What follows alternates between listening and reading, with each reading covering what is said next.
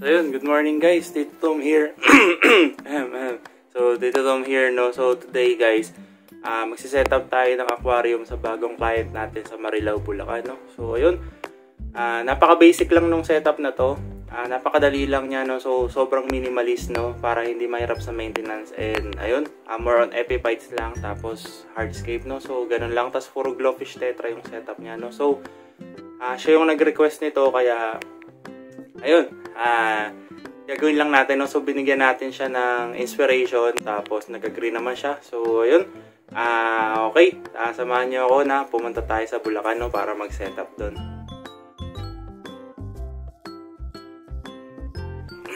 So ayun guys, nandito tayo ngayon sa Marilao, Bulacan para mag-setup ng bagong tank. So ayun, si Sir Ace sa loob, siya yung client na si-setupan natin ng ng planted tank, no. So ayan, ito yung mga gamit natin. Tara, setup tayo.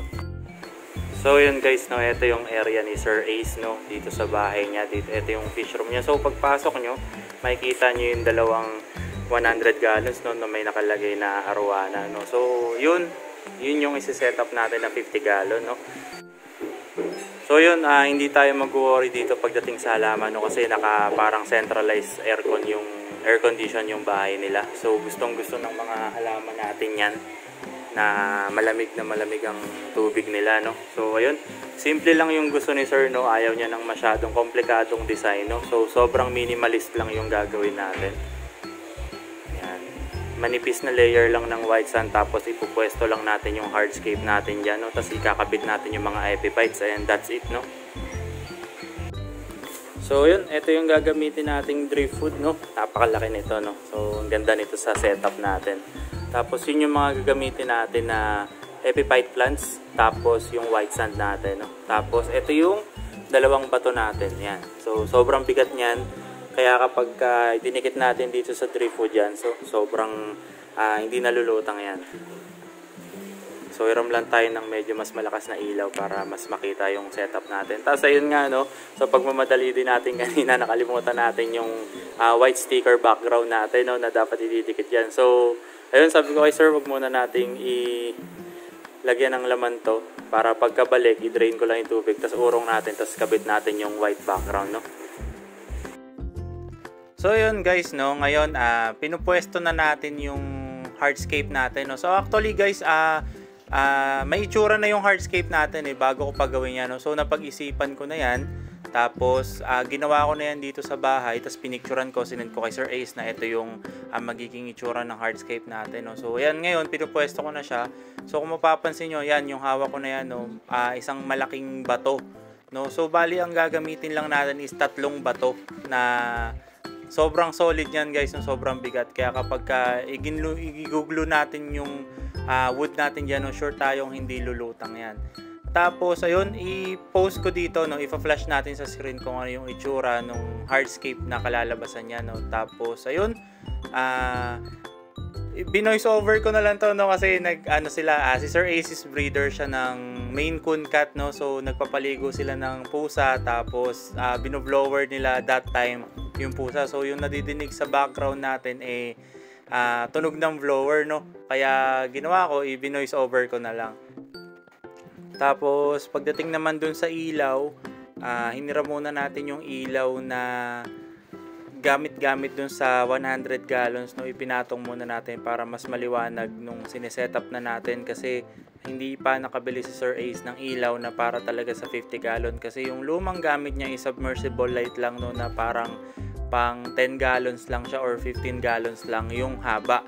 Kaya ayun, so yan guys, nakita nyo, no, nakapwesto na lahat ng bato. Yan na yun guys, no, ganyan lang kasimple. Tapos ididikit natin yung mga epiphytes dyan. Pero bago yun, tatanggalin ko ulit yan guys, no, kasi ididikit natin yung mga moss natin, no, dyan sa wood natin para mas madali. So hindi ako gumamit ng gel glue dyan. So ang ginamit ko dyan sinulid lang, no. So pinagtulungan naming idikit yan, yung mga moss dyan. Tapos ayun. So yun, no, inumpisa na naming idikit yung mga Java moss, no. Java moss yung ginamit namin dito kasi based experience namin, usually pag Christmas moss medyo maselan yung moss na yon. So proven na to na yung Java moss is mas matibay siya kaysa kay Christmas moss, no? So pagdating naman kasi dito sa moss din, lalong walang problema kasi nga nabanggit ko kanina, fully air condition yung buong living room ni Sir Ace, kaya sure na sure tayo na malamig yung temperature ng tubig at magiging masaya yung mga halaman natin. So yun, sa pagdidikit ng moss sa kahoy guys, no, so huwag nyo masyadong madaliin, take your time lang. So ayan guys, no, ganyan lang kasimple yung pagkakabit ng moss sa wood, no. So ginagamitan natin ng sinulid, hindi natin siya ginamitan ng gel glue kasi kapag kumakapal minsan or hindi nalagyan ng gel glue lahat yung moss, no, so nangyayari bumabagsak yung moss sa lapag, nagiging parang kalat siya tignan, no. So mas maganda siya nakasinulid para talagang ipit na ipit siya sa wood, no, kaya mas maganda yung kapit niya. So this time guys, no, kinakabit ko na yung mga anubias natin using gel glue naman, no. So yung gel glue yung pinaka the best na pandikit ng mga halaman sa wood or sa hardscape natin kasi hindi siya masyadong mainit tulad ng super glue, no. So ayan, kung makikita nyo, no, naiikot ko na yung mga moss dun sa wood natin, no. So parang napaka natural niya tignan. Tapos yung isang bato sa baba na pinakamaliit, dinikitan natin ng moss, so parang naging moss ball siya, no. So ayun, tapos pinupwesto ko dyan yung mga fern natin. So tatlong piraso lang yung fern natin, dalawang narrow leaf na Java fern and isang windelobe, no. So tapos the rest is various type ng anubias. So ayan, gumagamit ulit tayo ng super glue para idikit natin yung isa pang fern. Ayan. Tapos after nyan, after nating may pwesto lahat ng mga epiphytes natin, lalagyan na natin siya ng white sand, no. So yun guys, no, sa pagtatanim din or sa pagdidikit ng mga halaman, no, so wag nyong mamadaliin, no. So meron tayong mga hinahabol na oras, no, para isprayan yung halaman para hindi siya mag-dry out dahil yun nga aquatic plants sila. Pero wag nyong madaliin, no. So kung kinakailangan isprayan nyo siya ng isprayan every minute, no, or every 3 minutes, no, para hindi siya mag-dry out, gawin nyo. Tapos wag nyong madaliin yung tawag dito, yung paglalagay ng halaman para hindi pangit yung kalabasan, no. So ako talagang binigyan ko siya ng panahon, no. So nag trial and error kami, nilagay namin siya yung mga, ayan, pinupwesto namin yung mga halaman. Pagka hindi maganda yung location niya, ililipat namin siya, no. So ganun yung ginagawa namin para ma-sure namin na maganda yung kalalabasan nung location or yung pag-situate natin ng mga halaman dun sa hardscape natin. Tapos yan guys, no, matapos nating maipwesto lahat, so meron tayong pang spray, no. So isprayan na natin siya lahat. Tapos after nito guys, pwede na tayo mag-proceed sa paglalagay nung thin layer ng white sand natin, no. So white sand yung ginamit natin para tapos white background din, no, so para mag-reflect, so para mapalabas talaga natin yung minimalist look, no. Nabubulol pa ako. So ayun na nga, placing na ng white sand, no. Kasi yung ilaw guys, pagka tumama yan sa background tapos tumama din dun sa substrate natin, no, so white sila, mas magiging maliwanag tignan. Tapos I suggest din kay sir, no, dahil epiphytes lang naman yung gamit natin, hindi na natin sobrang kailangan ng sobrang malakas na ilaw, no, or yung high intensity lighting, no. So low to medium light is good na, no, para sa mga epiphytes natin. Tapos ayun, ganun lang kasimple. Tapos ang gagamitin natin dito guys na filtration is internal filter.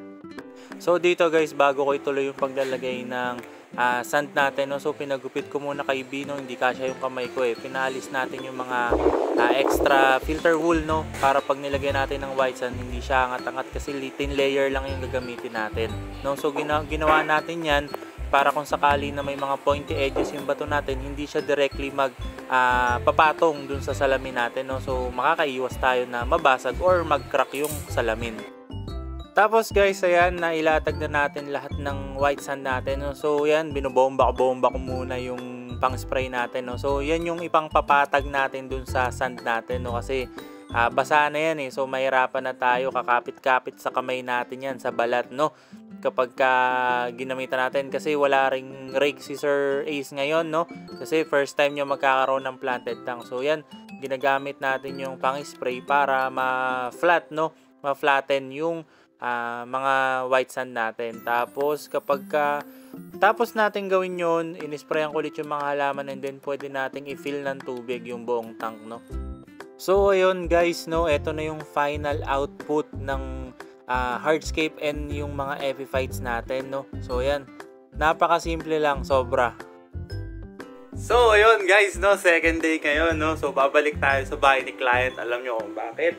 Tumatanda na si Tito Tom, no. So nakalimutan natin yung sticker background, no. So natupigan na yun guys, no. So ang gagawin na lang, i-drain muna ulit natin. Tapos ididikit ko yung sticker, and then i-fill ulit natin ng tubig, no. Tapos videohan natin, do syempre malabo pa rin yun kasi wala pang bacteria yung tubig, kaya medyo cloudy pa, no. Pero pagtiyagaan na natin, tapos babalik ulit tayo doon siguro after 2 weeks, no. Kasi nagdo-dose naman si sir ng ng nitrifying bacteria, so mabilis yung lilinaw. Pero siguro mga after 2 weeks punta tayo doon to visit, and lalagyan niya daw kasi na ng isda. Yun nga, kahit pa paano, no, safe naman ang isda, no. So medyo excited na kasi si sir na lagyan ng isda. Ako kasi kahit nasabihin natin may nitrifying bacteria na tayo dose, kumbaga yung mapabilis na mag-cycle, no, ng tank, no. So gusto ko pa rin kasi talaga nagsa-cycle at least 1 week kahit na nag-nitrifying bacteria. Pero wala naman problema, no, kasi nagawa ko na rin naman yun dati. After 2 days, no, ng pagkalagay ko ng bacteria, naglagay ako ng isda, no. So wala naman nangyari.